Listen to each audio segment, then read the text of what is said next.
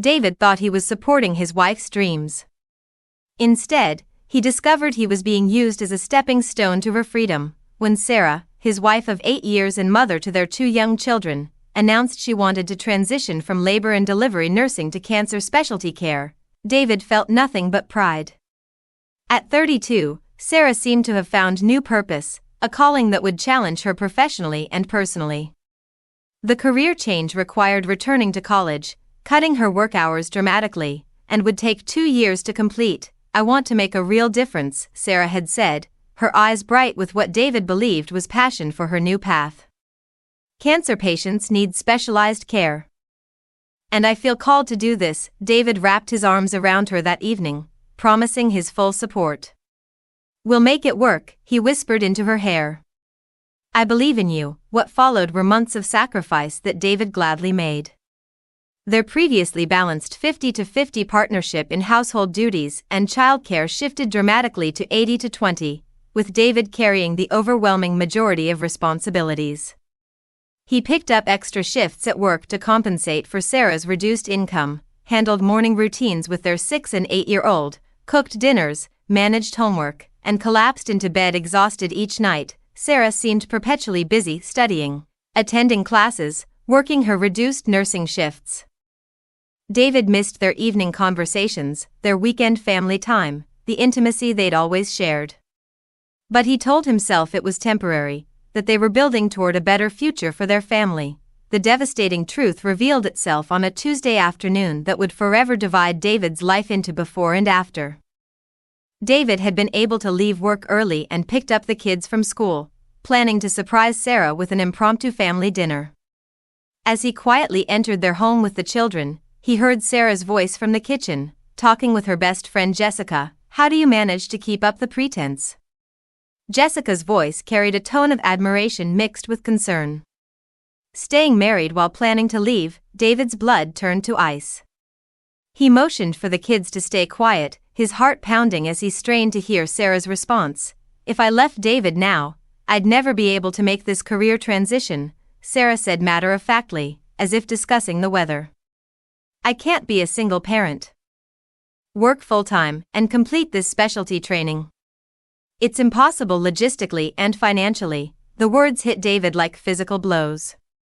He gripped the doorframe, his knees threatening to buckle. "David's supporting me through this entire process," Sarah continued, her voice completely devoid of guilt or affection.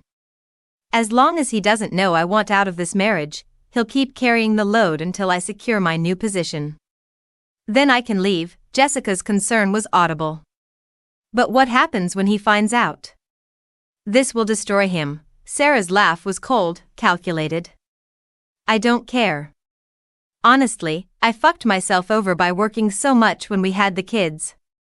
If I'd been a stay-at-home mom, I could have left and made him support me and the children until I established my career. But this way works too." David stood frozen, watching his children play quietly in the living room, completely unaware that their world was about to shatter. The woman he loved, the mother of his children, the person he'd sacrificed everything for, had been orchestrating his betrayal for months. That evening, after Jessica left and the children were asleep, David confronted Sarah with quiet devastation. "I heard your conversation," he said simply. "This marriage is over. I won't be used as your financial safety net while you plan your escape." Sarah's face shifted through surprise, denial, and finally anger. "You heard wrong," she snapped. "You're overreacting to something taken out of context." But David had heard too much, understood too clearly. When they finally had their full confrontation after the children left for school the next day, Sarah's true feelings emerged like poison from a wound. "You're being selfish," she accused, her voice rising with indignation. "You shouldn't punish me for changing my mind about us.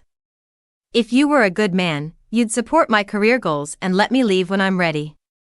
The audacity of her words left David speechless. She expected him to continue financing her education, managing their household, and caring for their children while she prepared to abandon them all. "You want me to pay for your freedom," David said quietly. "To be your unpaid servant while you plan to leave me. I want you to be understanding," Sarah shot back. Women have the right to ensure their financial stability before ending a marriage. You owe me that support. The divorce proceedings that followed were brutal. David moved out of the home he'd lived in before their marriage, though Sarah's name was on the deed. He couldn't bear the thought of his children living in a war zone. So he chose peace over property. Sarah's family rallied around her, painting David as the villain. His children's grandparents, aunts, and uncles now viewed him with hatred. The kids were forbidden from mentioning their father around Sarah's family, creating an atmosphere of secrets and shame that hung over every interaction.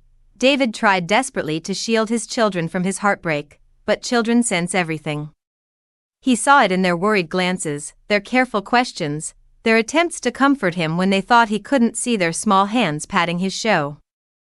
Sarah fought the divorce viciously, supported by her family's narrative that David was abandoning his wife's dreams out of selfishness. "A woman has the right to financial security," her mother told him coldly. "You're destroying your family over pride," but David knew the truth. Sarah hadn't fallen out of love, she'd never been in love with him at all, at least not in recent years. She'd seen him as a resource to be exploited, a means to an end. The specialty nursing program wasn't about serving cancer patients, it was about securing her independence so she could leave without financial consequences. The man who had worked extra shifts, managed household responsibilities, and sacrificed his own needs to support what he believed were shared dreams had been nothing more than a temporary solution to her logistical problems.